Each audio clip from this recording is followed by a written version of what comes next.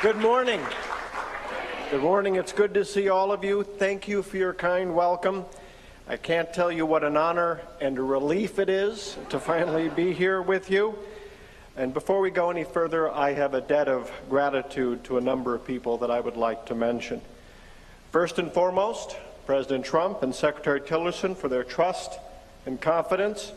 I must say they are obviously open-minded. After all, Secretary Tillerson is from Texas, and I grew up in the shadow of Lambeau Field. Second, I want to offer my very sincere thanks to Wade Warren for his leadership during his time as acting administrator, during the many months of building a transition plan, and of course for his many years of service to the agency. Wade, thank you.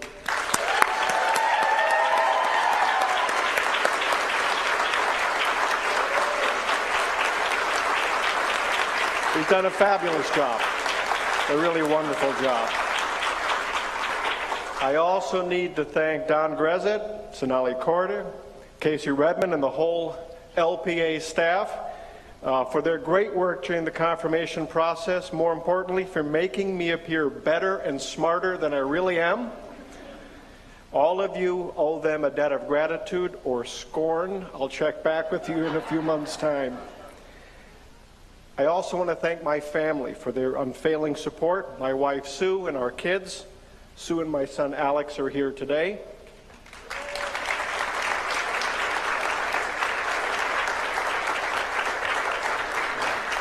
But most important, I want to thank all of you, not just for your very kind welcome this morning, but really for all the outstanding work you've done over the years. Work that has made USAID not only America's lead development agency, but the world's premier development agency.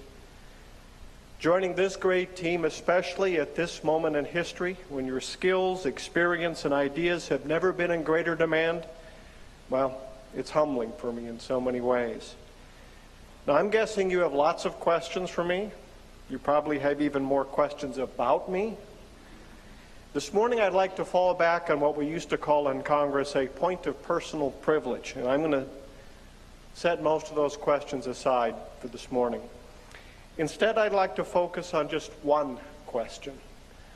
What is it that you can expect from me? Now, in coming days, I'll make clear what I expect from all of you, but what can you expect from me? Well, first, you can expect from me leadership that is honest with you. As we go along, if you ask me a question, I'll do my very best to give you an honest, straight answer. Might not always be the answer you want to hear, but it'll be an honest answer. Second, you can expect leadership that believes in you. USAID is the world's premier development agency, not because of where we're located, not because of who's in the front office, but because of all of you, your skill and dedication, what you bring to your work each and every day.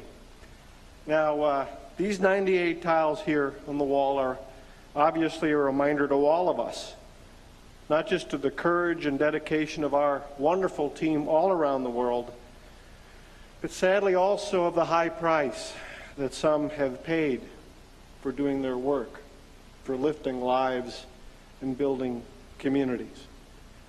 Just like all of you, I'll never forget that we're called upon to work in dangerous and difficult places.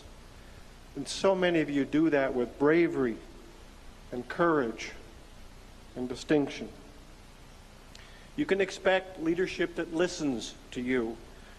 My political mentor, Tommy Thompson, always told me his father preached the same message. He used to say, Tommy, you have 2 ears and 1 mouth, and if you use them in that proportion, you'll be just fine. Sounds like pretty good counsel to me.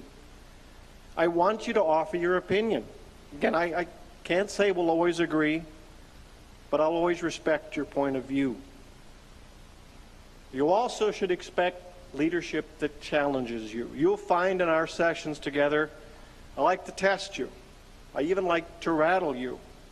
In truth, I'm often playing devil's advocate. But I want to make sure that you've thought things through. I don't want the company line. I want your judgment. I want your opinion. I want to hear from you and all those experiences that you've had and those thoughts and ideas that you have. I want us to be an agency built around continuous improvement and interagency leadership. Each week, I want us to be just a little bit better than the week before, a little more effective, a little more innovative. The taxpayers deserve it. Our government partners deserve it.